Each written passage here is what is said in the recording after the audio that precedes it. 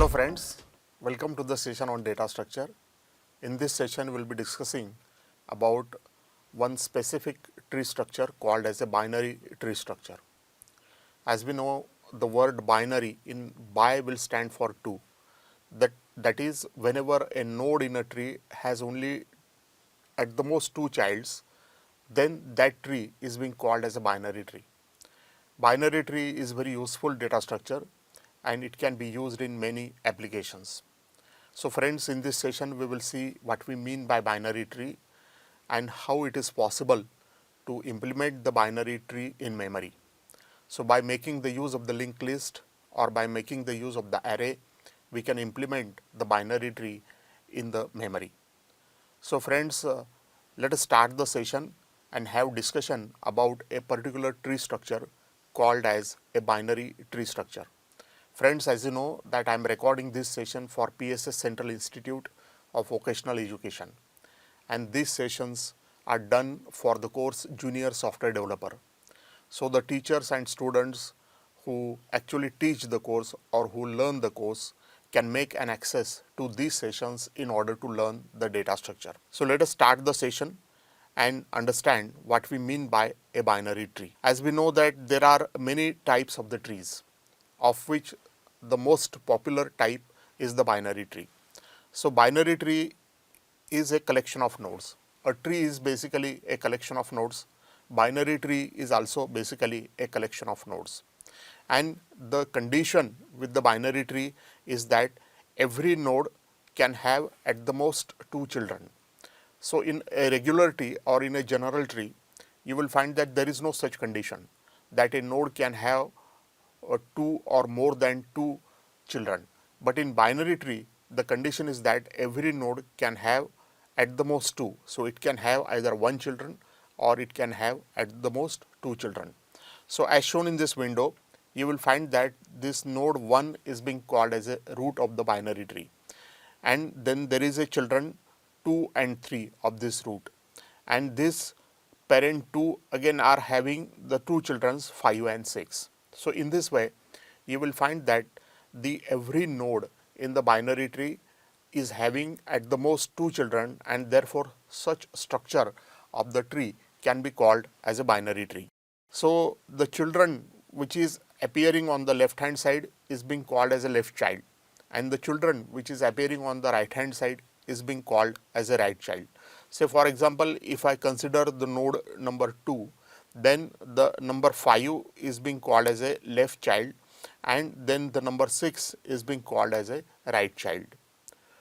Now a binary tree is basically consisting of 3 parts. So whenever we think of implementation of the binary tree, then you will find that it basically consists of 3 parts, because we know that every node in a tree will hold certain value. So this value is being represented in the form of a data, and then there is a pointer, and this pointer will point to the left child, and there is a pointer, another pointer, and this pointer will point to the right child.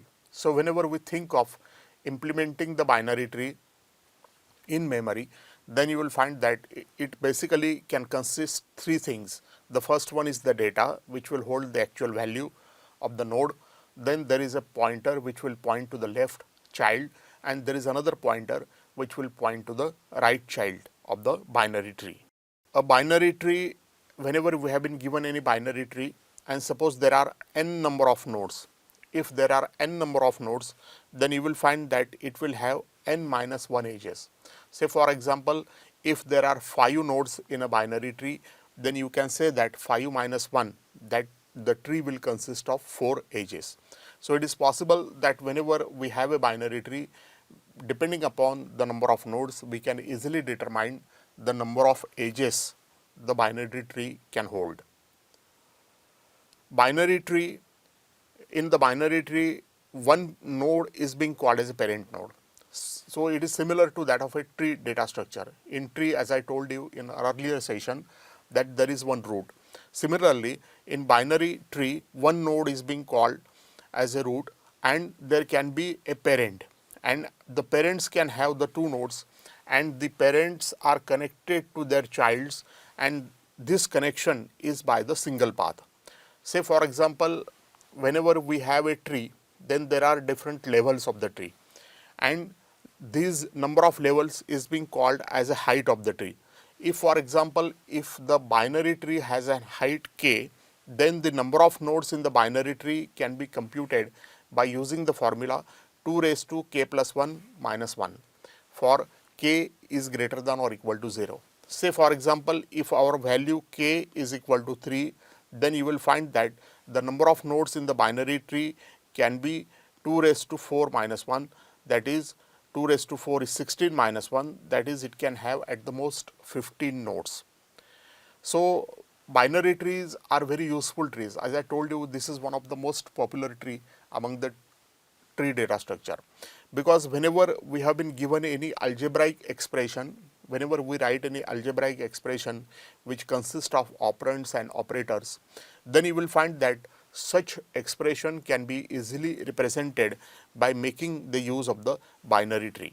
And whenever we want to represent the binary tree in the memory, then that can be done by making the use of the linked list, or we can make the use of an array in order to represent the binary tree in the memory. As shown in this window, one can easily find this is our root of the binary tree, of which the value is, say for example, 1. Then it has two childs, the number 2 and number 3, and then you will find that there is a left pointer and there is a right pointer. So this number 2 again has the two childs, say for example number 5 and number 6, and they do not have any further child, and whenever we do not have any further child, then that can be indicated by x. So x will mark the end of the further pointing. So there are no further childs, and therefore it can be marked as an x in the diagram. So let us now understand how the binary trees can be represented in the memory. As I said that the binary tree can be represented by using linked list. Already we have discussed this data structure called as the linked list, where we know that linked list is basically a collection of nodes, and it can hold some value, and it will have a pointer, and that pointer will point to the next node. So the node will consist of data, and here the node will consist of the left pointer, and it will consist of the right pointer as well. So say for example, this is my data element A, then it will have the left pointer which will point to the left child, and there is some right pointer which will point to the right child. So this is my B. B will have the left child, further D, and there is no right child for B, and therefore this is being marked as an X. Now suppose there is a child C of A, where the child C will have the left child as E and the right child as F, and you will find that these are the leaves of the binary tree, and therefore they do not have the further pointers, and whenever we do not have any further pointer, then that is being marked as a X. So left pointer will hold the address of the left child, and the right pointer will hold the address of the right child. So basically these are the pointers, and they will hold the memory address, and that memory address will point to the particular child. So whenever we have any subtree of a node, and if it is empty, then the corresponding pointer of the node will hold a null value, and the null value can be indicated by X mark. So X mark in the binary tree will indicate that it is a null value, the pointer value is a null value, and there are no further childs for that parent. It is also possible that whenever we have been given any binary tree, then that binary tree can also be represented by making the use of an array data structure. Now whenever we have been given any binary tree, say for example, here is a binary tree of which the root is 1, then the 2 and 3 are the childs of the root, and then we have the child 4 of the parent 2, and parent 3 are further having the child 6 and 7. So the root is being stored as an index with value 0. As we know that whenever we want to represent anything in the form of an array, then array is basically a sequential collection of elements, and every element will have some index value. So whenever we want to represent the root of the binary tree in the form of an array, then it will have the index 0. So as shown in this figure, one can easily observe that this index 0 will represent the root 1, and then it will have the childs 2 and 3. Therefore, in subsequent location, in the next locations, you will find that we will store the values of the left child and right child. So, this root is having the left child of which the value of 2 is stored in the next location, and the right child is having the value 3 which is stored in the further next location. So, their indices are index 1 and then index 2, and then you will find that the 2 will have again the left child of which the value is 4. Therefore, it is to be stored in the next location with the index 3, and 2 now do not have any right child, and therefore, at the index 4 we have a blank space. So, the blank space will indicate that there is a absence of the right child for the node of value 2. Similarly, 3 is further having the left child 6, and therefore, it can be represented in the next location with the index 5, and 3 is having the right child with value 7, and it can be represented with the index 6. So, this given binary tree can be represented in the form of an array as shown in this diagram. So, you will find that logically this tree data structure is same to that of an array. So, remember friends that tree has a root, tree has branches, and tree has leaves as well. This is what the tree we observe in real life. In data structure also we implement the same thing. We implement the same thing, but it doesn't mean that in computer we create a tree structure. Actually, we do not create any such type of the structure. But what we do, we represent this tree structure in the form of a linked list, or we represent this structure in the form of an array. So, even though logically the structures are same, physically we do not have any kind of tree structure in our computer system. So, this tree structure can be represented by making the use of sequential storing of the elements in the memory by using the array data structure.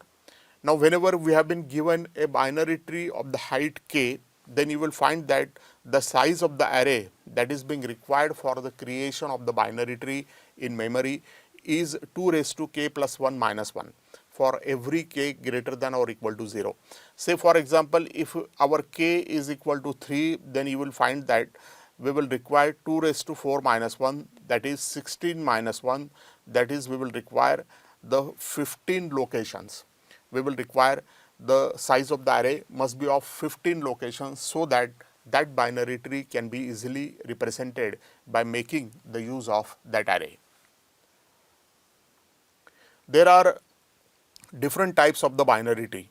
Say for example, one tree is being called as a full binary tree. So, whenever every node in the binary tree has a either 0 child or complete 2 child, then that binary tree is being called as a full binary tree.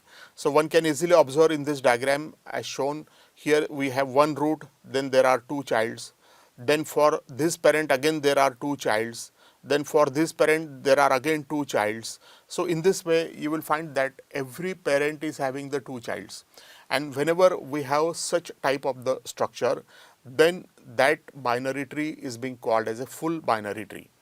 Sometimes we use the term as a complete binary tree.